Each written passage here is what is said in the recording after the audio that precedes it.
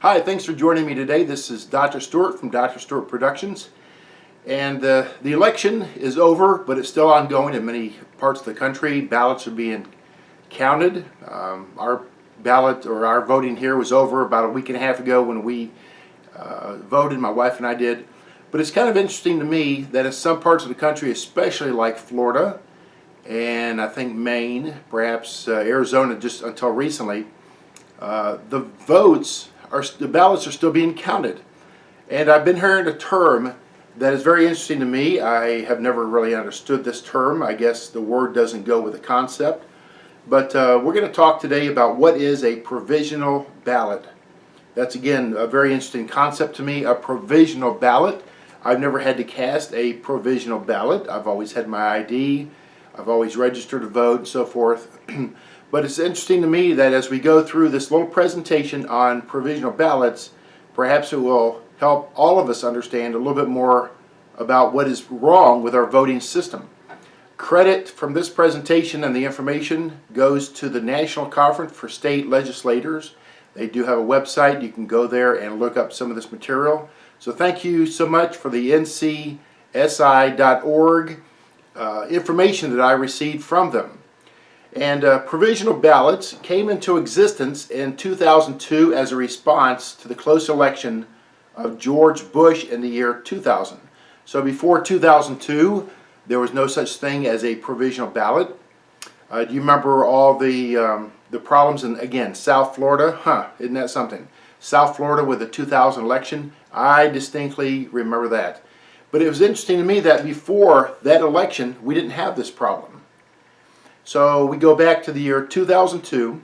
It had been the law that all questionable ballots should be dismissed in 2000, I'm saying. It was the law back in those days that all questionable ballots were dismissed and not counted in the total election results. Many in Congress felt that this was not fair, and they designed a way to help many questionable voters cast their ballots. And I'm trying to emphasize the word questionable, because basically this whole concept of a provisional ballot is for questionable situations and questionable individuals. So they passed a law in 2002 called the Help America Vote Act of 2002, and it was signed into law by George Bush.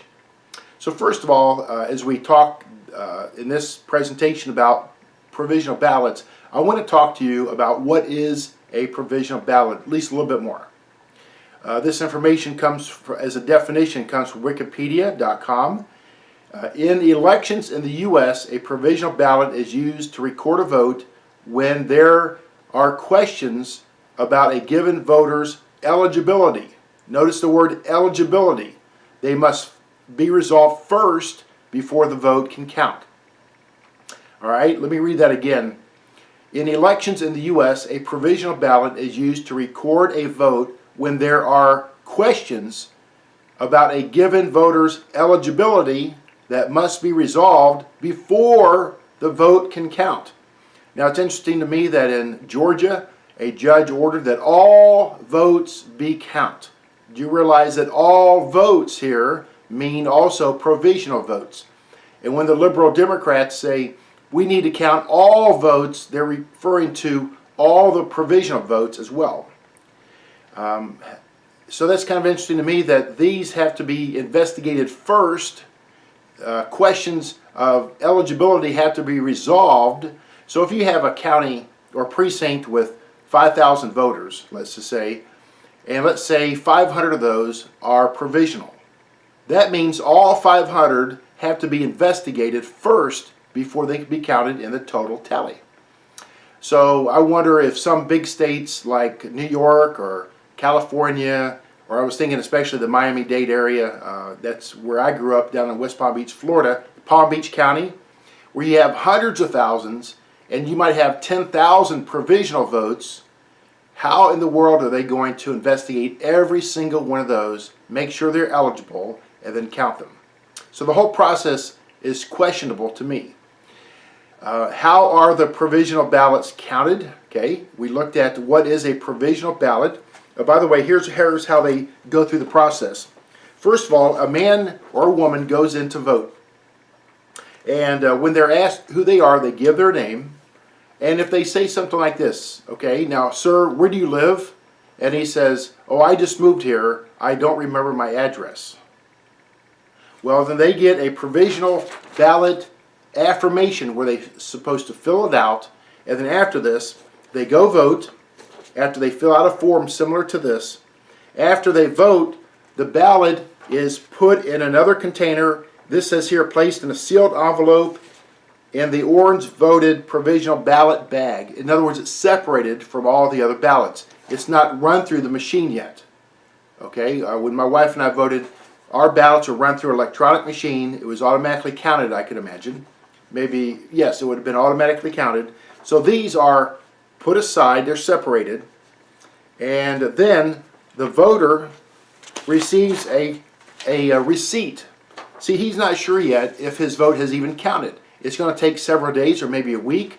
Most of these states have deadlines. So he receives a voter receipt. Here's one that has a receipt number where he can call a phone number or look it up online, put in his number, and find out if his vote counted or not. Here's another one here with a barcode, and I guess he would call, give them the number, they would look it up perhaps, or maybe he could still go online if he could scan this barcode, and then he could find out if his vote counted or not. So you see, the whole thing, the whole question about provisional ballots is questionable. We're not sure whether that person deserves to vote. Anybody could go anywhere and say, I am John Smith, what's your address? Oh, I'm not sure. Okay, well, fill this out. And they could go to this precinct, and this precinct, and this precinct, and vote multiple times very easily. Okay, so how are provisional ballots counted? A determination is then made as to whether the voter was eligible to vote, and therefore whether the ballot is to be counted. Generally, now listen to this, this comes from the National Conference of State Legislatures, and I can imagine they would have updated information on this. Therefore, they would find out if it was to be counted, and generally a board of elections or local elections officials will investigate the provisional ballots within days of the election. So if you have 1,000 provisional voters or ballots, you're going to have multiple people investigating each one to meet a certain deadline. Okay, now, according to the website for the National Conference of State Legislators, the following reasons are used to issue a provisional ballot. In other words, under what conditions do people receive and are permitted to vote using a provisional ballot? And listen to this. This is a real eye-opener because, again, it makes what's going on in South Florida, it makes it a horror story. What went on in Arizona and what's going on in Georgia, it sounds like a horror story.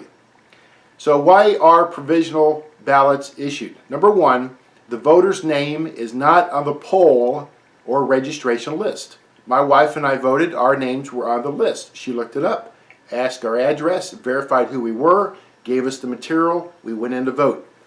But here you have a man or woman or a group that maybe travel by bus, and they go here and they go here, and it's easy to vote in multiple locations.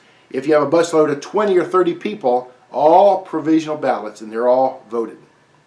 The voter's name is not on the poll or registration list. And number two, provisional ballots are issued when the voter's eligibility cannot otherwise be established. Now, we weren't asked for an ID. That's not the law here in North Carolina. But if they needed a ID like a driver's license, we had it with our current address on it. So we could prove who we are. But if you have an ineligible voter and it can't be established whether he's eligible or not, then he uses a provisional ballot. Number three, the voter's identity and or eligibility to vote has been challenged by a poll worker or election official. So a man comes in and he says his name is John Smith, and someone says, but I know John Smith, you're not him. And he said, yeah, but I'm another John Smith. All of a sudden you got a conflict in the voting area. A poll worker could challenge it, and then he has to go with a provisional ballot. Number 4, the voter does not have identification as required by that state. Some states do require IDs. I think across the country, all states need to require that all voters have an ID. That's not a convenient thing. If you want to drive, you go get an ID. If you want to hunt, you go get a hunting license. If you want to do something else, you go register, get identification. If you want to go to a concert at a coliseum, you order tickets, they're mailed to your house, you have the address going on, and everybody knows who you are.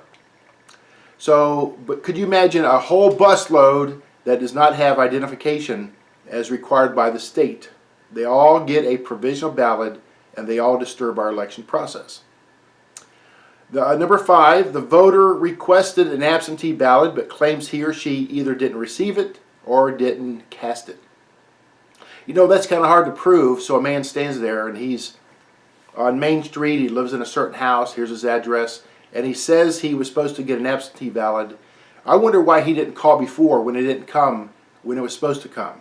But anyway, that claim could exist, I guess. See, I guess part of the provisional ballot is to protect the whole voting process, but I'm afraid it's been abused greatly by many, many people across our country since 2002. Okay, and then 6, the voter's address or name has changed, but their voter registration information does not reflect the change. So you move from one location to another, you're still in that city, in that precinct, or maybe zip code area, but you can't show your new address. You get a provisional ballot. And then, finally, for primaries, the voter registration reflects an error in the party listing. So I go in as a Republican, they say I am listed as a Democrat. After I get up off the floor, after I pass out and faint, and they revive me, I am going to get me a provisional ballot. Okay, so that's why provisional ballots are issued, for those various reasons, according to the ncsi.org website. Now, here's the ramifications, here are the consequences. By its very nature, the provisional ballot is only used if the poll official has questionable doubts about the voter. So already you got questions. Already something's wrong. Eligibility at that point still cannot be determined. So for instance, they cannot even verify the identity of the voter. The name of the person is not on any list anywhere. Maybe the person hasn't even taken time to vote. Maybe they're going to register when they vote. Can you imagine that? So there's a deadline when you're supposed to vote, but not for them. They're going to go register the very day. So you don't know where they're from. There's no ID to prove their identity. You can't even prove that they're a citizen of the United States. So anyone can vote. Now, we've been to Greece and Rome. My wife and I have been to Turkey and Israel. Let me try voting in some of those countries as a non-citizen and see what they do to me. Or the address on the ID does not even match the address on the registration list. Now, do you see how easy it is for a person such as an illegal that they could vote with a provisional ballot and skirt the voting laws? It's very easy. Or it would be easy for a person to travel from precinct to precinct and vote multiple times. The Democrats, the liberals, can get busloads of people and go from precinct to precinct to precinct. That's why a precinct in Philadelphia during an election a few cycles ago had about 6,000 voters, but had about 8,000 people vote. Now, that's questionable right there. 6,000 were registered or so, but they had many, many more votes come in that precinct. Now, doesn't that sound legitimate? Or, it's so easy to imagine how a group of people can set up shop in a back room somewhere, and with a list of people that have passed away that year, you accumulate all those names from dead people and vote for every single one of them. Or try to find out who's in nursing homes. And there's thousands of people in nursing homes across some of these counties, big areas in the states. All they have to do is fill out the application, do the form, get the receipt, generate a receipt, and vote on a ballot. So keep in mind that every provisional ballot voter is to be verified by the election committee before it's counted in the total tally of votes. Provisional ballots are counted after the election day, such as Alabama, that has a deadline of the provisional ballot, is counted after election day. So election day was Tuesday. Some states have a 7-day deadline, like Alabama, that has a deadline of 7 days. But then the fraudsters know exactly how many fraudulent ballots they need to produce to steal the election. So if they only need 35,000 more for that state of Alabama, they got 7 days to generate those in a back room somewhere, perhaps. Some states have a deadline of 3 days, and some 7 days or even 20 days like Hawaii.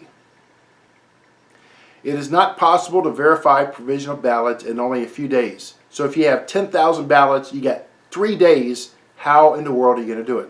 So even the deadlines are questionable. So again, when a judge says to count every state, when a judge says to count every vote, he is telling everyone to count even every questionable provisional ballot along with the rest of the legitimate ballots. And every time a provisional ballot is cast where it shouldn't have been, it basically disenfranchises your vote since you voted legitimately. Remember, the provisional ballot is only for questionable situations. It cannot be counted legally. And when the liberals shout out, every vote must count, they really mean every questionable vote that's not even verified yet, that could be generated and probably is in some back room in some hotel somewhere or some office that belongs to the liberals. Now, what is the solution to this problem? What is the solution to our voting problem with provisional ballots? Number one, we can put up with this crooked system since 2002. That's been, 16 years now.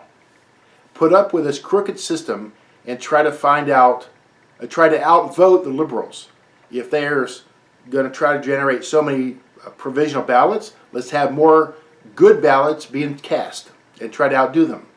The only thing is, this does not confront the fraud of the whole system of provisional ballot voting. We could also, number two, do this. We could repeal the whole law that allows the use of provisional voting. And I like that idea the best. That was a response to the Democrats from the 2000 election. They were pretty upset about the hanging chads in Florida, and they couldn't tell if so-and-so voted for this one or this one. And it was a real race for about, a month or even further, if I remember right, maybe 2 months, to find out who won that election in South Florida. And the liberals today still say that Al Gore beat George Bush. Repeal, though, the whole law that allows the use of provisional voting. Or put it back to the states. Do they want it or do they not want it? Let the voters decide. Do they want it or not?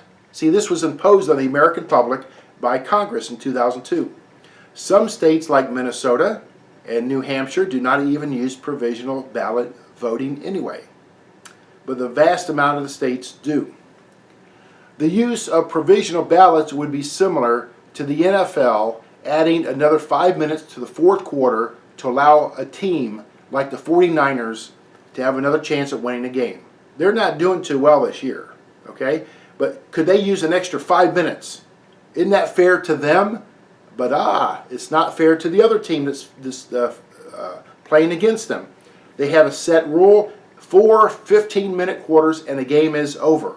So we need to get rid of provisional ballots, have a time period during election night, let's say, across the country, 7 o'clock, or let's say 8 o'clock, and then once that's over, the game is over. Let's start counting the votes.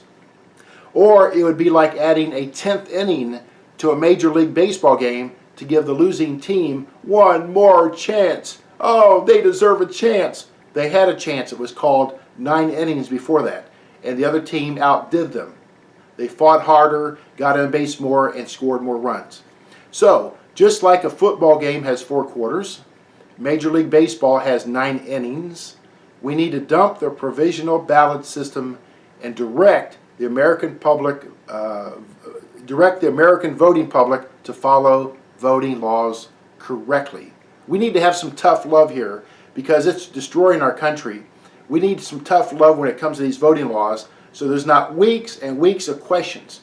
And if you notice, every time the Democrats want to delay, like the Kavanaugh hearings, delay, delay, delay, that gives their crews many more times to make more provisional ballots and box them up and hide them in cars and maybe send them somewhere or put them in a dark room and Allah, look at these 5 more boxes with 40,000 or 10,000 ballots that we found. How irresponsible can that be? Anyway, but thanks for listening. This has been a little bit about the provisional ballots. It stinks, but it's American. We need to take it to Washington. We need to repeal it. God bless each one. Thank you.